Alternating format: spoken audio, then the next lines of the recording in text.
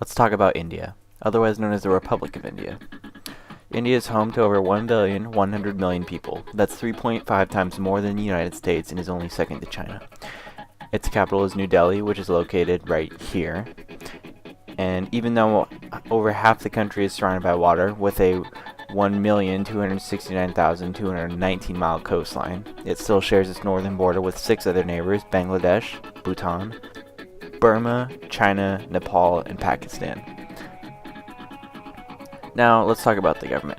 According to its constitution, India is a sovereign, socialist, democratic republic. It's kind of a mouthful, but what exactly does it all mean?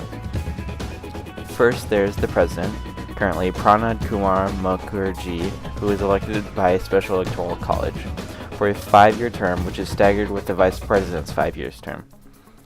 Let's just take a moment here to appreciate the thought of Dick Cheney advising Obama. Anyway, what's the president's job? Pretty much just stand there and look good, or bad, depending on the circumstance, but in essence, he is there to give a face to the government as a whole, as his duties are largely ceremonial in nature. Where the real power resides within the cabinet, which is led by the Prime Minister, currently Manmohan Singh, who is appointed by the President.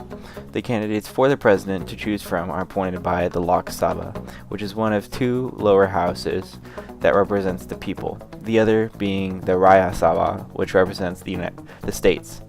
In short, India has a President, Vice President, Speaker of the House, Presidential Cabinet, a Congress, and Senate. I'm not sure, but this all seems very familiar to me. India has the 10th largest economy in relation to its nominal GDP, and is growing fast.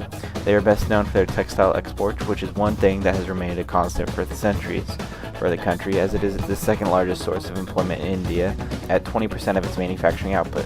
The largest job source, however, to no surprise, is agriculture, raking in almost 52.1% of the workforce. Imagine half of you in this room growing up to become farmers. On a side note, their currency is the rupee, which is about 2 cents in America, so don't be too shocked when a candy bar costs 50 rupees. India also suffers an unemployment rate of about 8.3%. Well, what's currently going on in India? Well, right now, similarly to how the United States faces problems with terrorism, India faces very similar problems with a group known as the Naxalites, otherwise known as the Naxalites Maoist Insurgency. The group mainly composed of far-left radical communists that support the beliefs of Mao Zedong. The conflict originated in 2004 when a group called the CPI Maoists formed from the People's War Group and the Maoist Communist Center. A year later, some talks between the newly formed hybrid group and one of India's state governments took a turn for the worse, and neither party has seemed to let it go. Now it's run into a much larger issue of national security, as the Naxalite group commits acts of terror across the country on a regular basis. Now, 10 of the most popular attractions in India are currently the Kerala Backwaters, Lake Palace, the Virupaksha Temple, the Palolem Beach, Kanha National Park, Harmandir Sahib, Jaisalmer, the Ajanta Caves, Varanasi, and of course the Taj Mahal.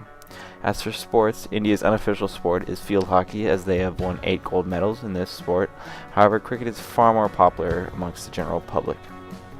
My name is Sam Jackson, and this has been a presentation on India. Thank you for watching.